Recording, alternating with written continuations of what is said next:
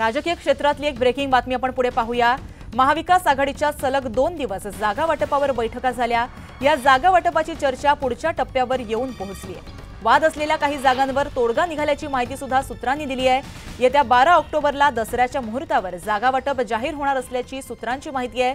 महाविकास आघाडीत 288 पैकी 210 जागांचं वाटप आतापर्यंत पूर्ण झालं असून उरलेल्या 78 जागांवरील तिढा येत्या काही दिवसात सोडवणार असल्याची माहिती सूत्रांनी दिली आहे।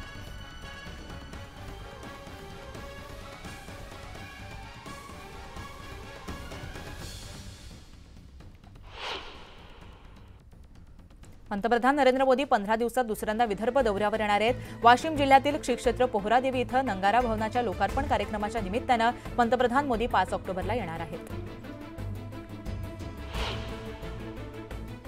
मुंबईतील मेळाव्यादरम्यान अमित शहांनी स्वबळावर सरकार स्थापनेबाबत मोठं विधान केलंय। 2029 मध्ये भाजप एखादी सत्ता मिळवून आणणार, महाराष्ट्रात भाजप स्वबळावर सत्ता स्थापन करेल असं गृहमंत्री अमित शहांनी म्हटलंय। महाराष्ट्रात एका पक्षाचं सरकार शक्य नाही। गेल्या 40 वर्षांमध्ये कोणत्याही एकाच पक्षाचं सरकार स्थापन झालेलं नाही। महाराष्ट्रातील परिस्थिती वेगळी आहे असं म्हणत अजित पवारांनी गृहमंत्री अमित शहांनी केलेल्या दाव्यावर प्रत्युत्तर दिलंय।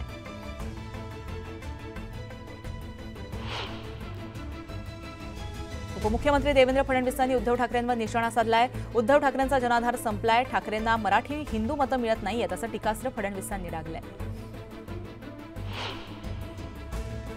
शेतकऱ्याच्या मुलानं मुख्यमंत्री होऊ नये आणि सोन्याचा चमचा घेऊन जन्माला आलेल्या पैशाच्या राशीमध्ये लोळणाऱ्या व्यक्तींना मुख्यमंत्री व्हायचे असा कायदा आहे का असा सवाल उपस्थित करत मुख्यमंत्री एकनाथ शिंदेंनी उद्धव ठाकरेंना टोला लगावलाय। पंतप्रधान नरेंद्र मोदी यांचा घोडबंदर येथील कासारवडवली भागामध्ये 5 ऑक्टोबरला दौरा आयोजित करण्यात आलाय। मोदींच्या दौऱ्याच्या पार्श्वभूमीवर ठाणे वाहतूक पोलिसांनी अवजड वाहनांना घोडबंदर मार्गावर वाहतुकीस बंदी लागू केली आहे। नारायणगड इथं आयोजित दसरा मेळाव्यामध्ये जोरदार शक्ती प्रदर्शन करण्याची तयारी मनोज जरांगे पाटलांनी सुरू केली आहे। मेळाव्याची तयारी करण्यासाठी जरांगेंनी रुग्णालयातच बैठकांचं सत्र सुरू केलंय।